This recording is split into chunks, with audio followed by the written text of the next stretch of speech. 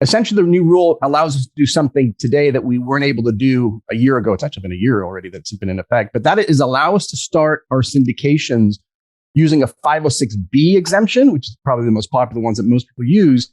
And then in the middle of the syndication, literally pivot and stop that 506B offering and start and continue, let's put it that way, continue the raise under a 506C and therefore start advertising and generally and accepting your credit investors only.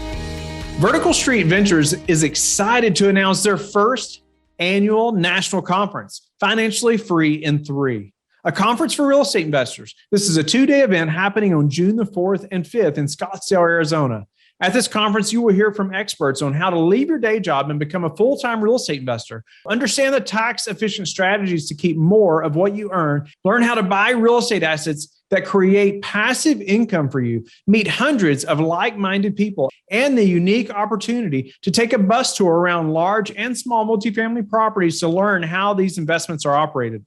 There will be world-class speakers and industry experts, including Hunter Thompson, Michael Becker, Paul Peoples, Amanda Hahn, and more. Go to vsvcon.com to grab your ticket. Make the decision to get out from the sidelines and learn about new opportunities to build your wealth. This will be the most critical investment you'll ever make in yourself. Again, visit vsvcon.com today.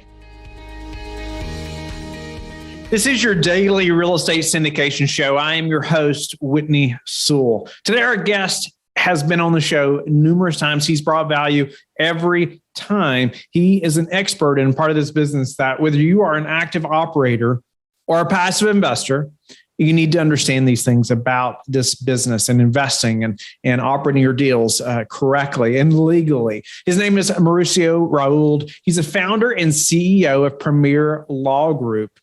He's been on stage with Robert Kiyosaki, Ken McElroy, Rod Cleat, Brad Sumrock, and numerous big names like that.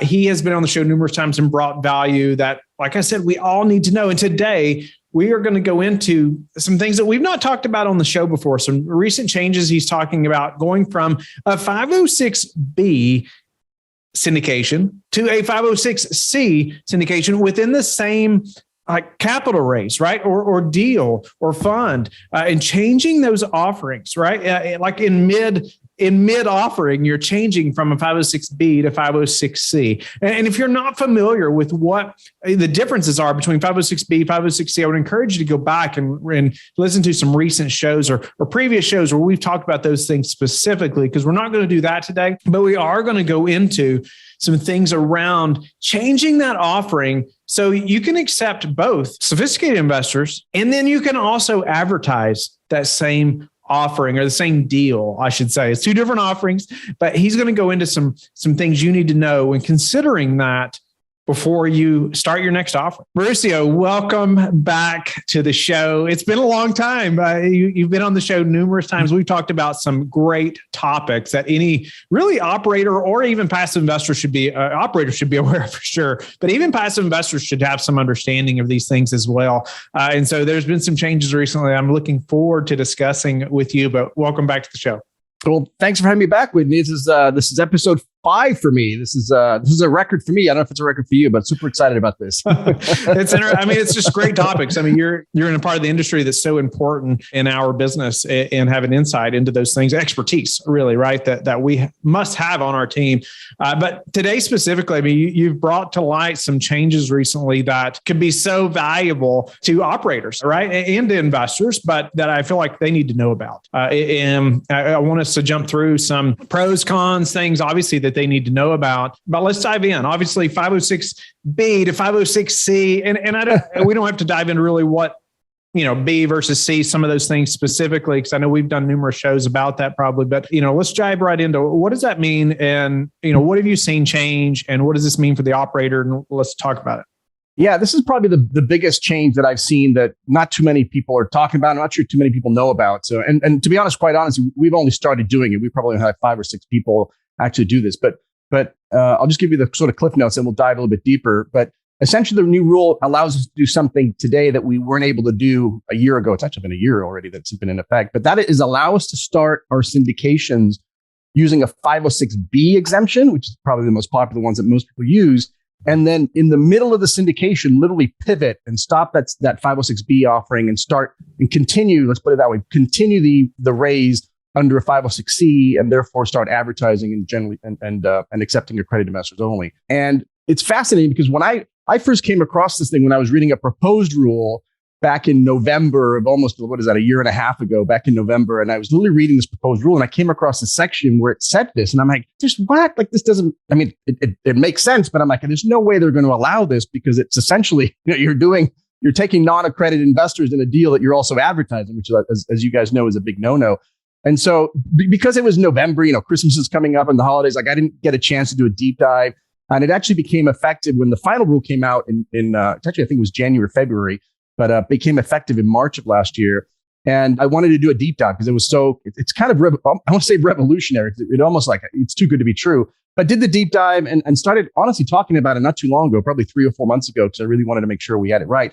But yeah, so in the old days, you weren't allowed to do that because of something called integration, right? So if you try to do a 506B or even a 506C and you try to get non-accredited or artificially break them up into two, the SEC was going to be like, no, that's not going to work. That's basically, we're going to treat that as one offering. But with this, what happened actually, Whitney, is they actually changed the integration rules. It really comes from that main change. They changed all these integration rules. The integration rules were super complicated and these 5 factors and all this nonsense. And now they really simplified them. And part of the simplification, this issue came up. And in fact, one of the commentators who was actually reviewing the proposed rule came up with this thought. It's like, hey, it would really, really nice if we were allowed to start with a 506B. And then if at some point we needed to switch over to 506C, that would be awesome if you guys, meaning the SEC, could approve that. And I was thinking, yeah, no, of course it would be nice. And then other commenters were like, no, that's nonsense. That would be basically allowing advertising in a 506B deal. Like, that's kind of a way to get around the rule. And I'm like, yeah. But then the rule came out. And that's exactly what, not only did the rule come out, but the SEC specifically commented and said, yes, we are taking the guidance, so to speak, that if you did start an offering under 506B, stopped mid-raise, pivoted, and then started to do a 506C, that would be something that would be allowed. Wow. Yeah, I've got a bunch of questions, of course, but I'm just thinking through as the operator, why not do this?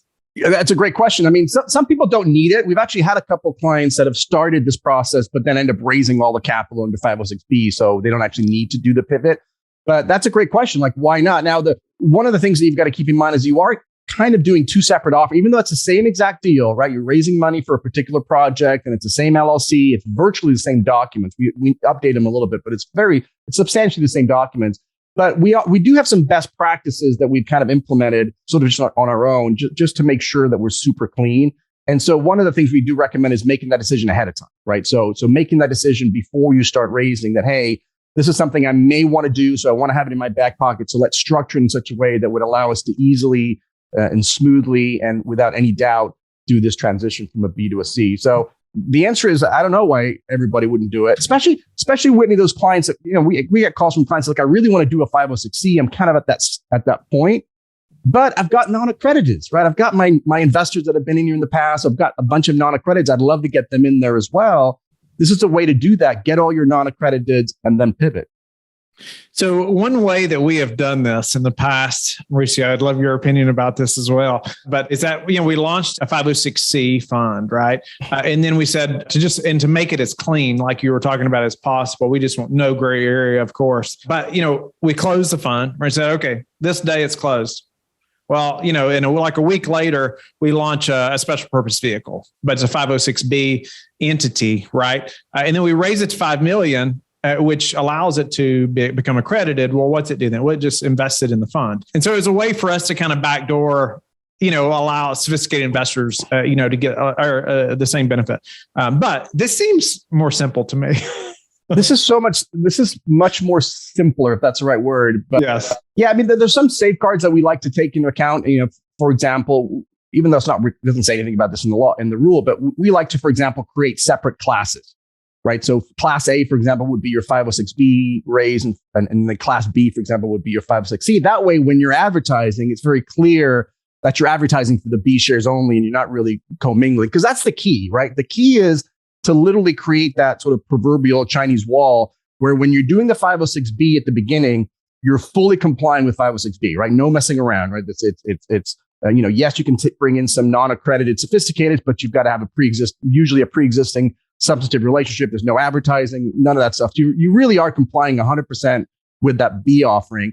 Then what we like to do is when we make the decision, like say today is the day that you've got to terminate it. So we not only make a declaration that we've terminated the offering, but we like to do like a written consent or resolution essentially. Again, we're documenting everything. It's all about documentation. And so we document that we've terminated. And by the way, when we say terminated, we mean terminated, right? No straggling checks that come in or wires or any documents. I mean, when you terminate it, you are done with the 506B piece. And then we do that resolution. And then the next day or that afternoon, we start 506C. But remember, at that point, we're fully complying with 506C. So yes, we're advertising, but we're also limiting ourselves to only accredited investors, and we're taking reasonable steps to verify that they're accredited. So we just got to play it very, very cleanly. And there is an update to the documents. It's as you know, I know you do a lot of 506Cs. There's certain language in there that would be in a 506C offering that wouldn't necessarily be in a 506B. And so we do update the docs. The sponsor usually updates also the business plan because now they need to raise less money. It's slightly different, all that stuff. But the key, like everything else, is just disclosure, just making sure everybody understands that this is what you're doing. And you're disclosing to the accredited investors that you have non-accredited in the deal and all that stuff. So as long as it's above board, this is just a great tool, just another tool in your toolbox. Doesn't mean that it's for everybody. Doesn't mean it solves all your problems, but it's something to consider moving forward if this is something that seems appealing to you. Well, does it matter which one you start with, 506B, 506C? What's kind of best practice there that you've seen? Yeah, 100%. So this only applies when you go from a 506B to a 506C, right? So we still cannot go from a C to a B because of a couple of things. Number one, when you start with a 506C, you are obviously by then already advertising, and so we can't go back. And what the SEC really doesn't want you to do, what they absolutely don't want you to do is put out some communication, some advertising out there. You're going to capture non-accrediteds, right? So if you're you do a blast, or you have no control as to how wide that net is. But what the SEC definitely doesn't want you to do is to capture non-accredited through that advertising, and they say, oh, I'm sorry, you're not eligible for this deal, but guess what? I've got another deal over here. Let me put you into this 506B deal. You still have to go through we've talked about these in the past episodes, that those 8 steps to take somebody that you just met, through that advertising, which was illegal. You obtain that person's contact information legally because you're doing a 506C, but then you've got to take those steps to take them from that stranger to having a substantive relationship. And then you can only offer them a subsequent deal, right? Subsequent to that time that you had a substantive relationship there. So C to a B is always a no-no. B to a C used to be a no-no, or at least if you were able to pull it off in some way, you certainly would have to kick out all of your non-accredited investors. This rule is specific to when you start with a B and then go to a C or any other, by the way, I want to say C, it could be any other exemption that allows for advertising. So theoretically, it could be regulated crowdfunding or Reg A or anything that allows advertising after the fact. What about the documentation for the operator? I know, when we're doing a 506B, obviously we're so meticulous about ensuring we have a documented pre-existing relationship, right? Every call, every interaction that we can possibly document, we try to do that. Just in case we're ever audited, we can say, no, I've known Mauricio for 2 years. He's invested with us this many times. We've had conversations about investing. We've had conversations about kids. We've, whatever, we have that relationship and we can prove it. What about doing this, and changing from B to C? Any thoughts around documentation on the operator side that they need to consider?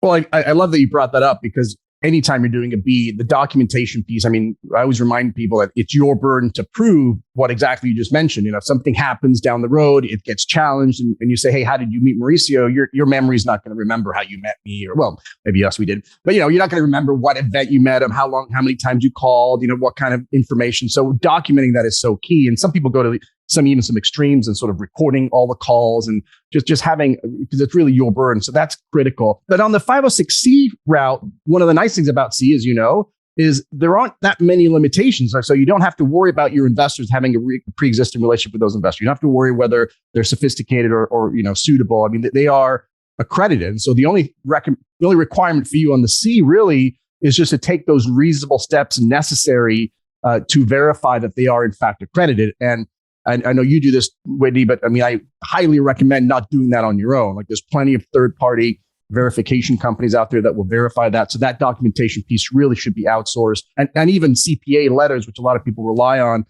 I'm seeing more and more CPAs that are being reluctant to sign those verification letters because of the way it basically shifts the burden to them. So they're always trying to come back and change the language of the letter to make the liability less, which of course makes that verification almost worthless. So even with verifications, I like to use a third party. But in terms of documentation for this specific thing, yes, continue to do the documentation on the B side. And then the corporate resolution is really the one that we've focused on documenting that. So we have, ideally kind of, again, going overboard, maybe have that notarized. So there's no dispute as to what day that resolution took place and what day everybody agreed that you were terminating the 506B.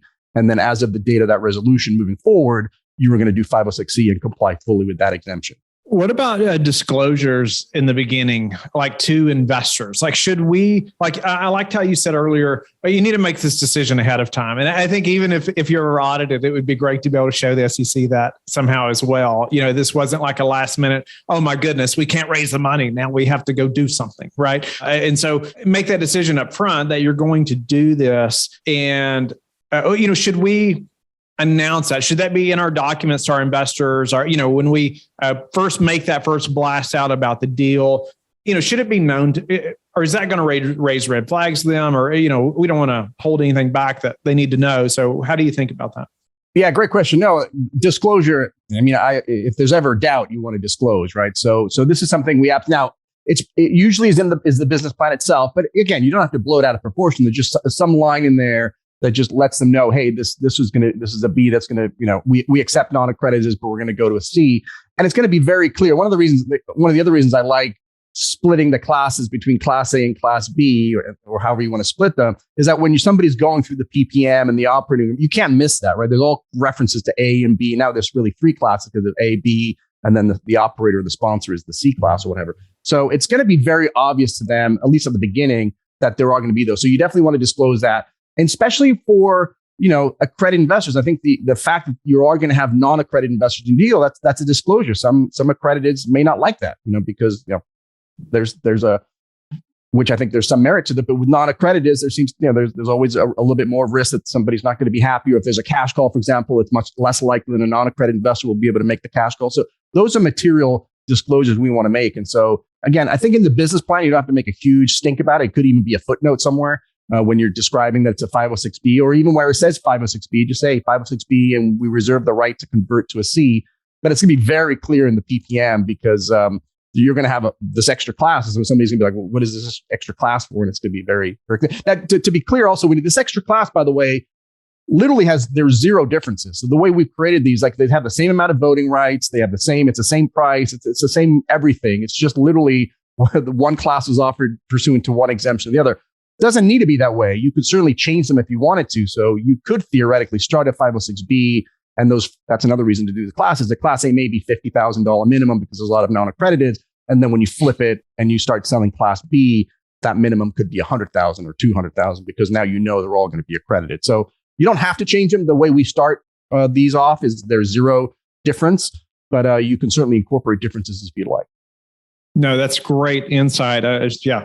Just disclosing that up front, and if we even need to, or how we think about that. What about just any do's and don'ts? I mean, as far as this process, and actually I had another question that I wanted to remember to ask you was, is this really like two separate funds? Are we like launching two separate funds here? I mean, one 506B, 506C, and somehow they're connected. I was just trying to think through that. I know you said a different class. I was trying to think through the structure of that legally and help the listener to think through that as well. Yeah, it's two separate offerings.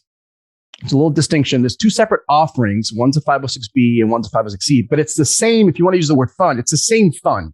It's the same syndication, quote, unquote, syndication. Okay. If you're doing a project specific, it's the same project. I'm still raising, if you're buying a 100-unit apartment building, both A, B, and C is to raise that $1 million to buy the 100-unit apartment building. It's the exact same offering. And so it's the same, not only is it the same project if you're doing project specific, but it's also the same LLC. You're not having to create multiple LLCs. The only difference is that there are two separate offerings. So separate offerings, but same fund or same syndication.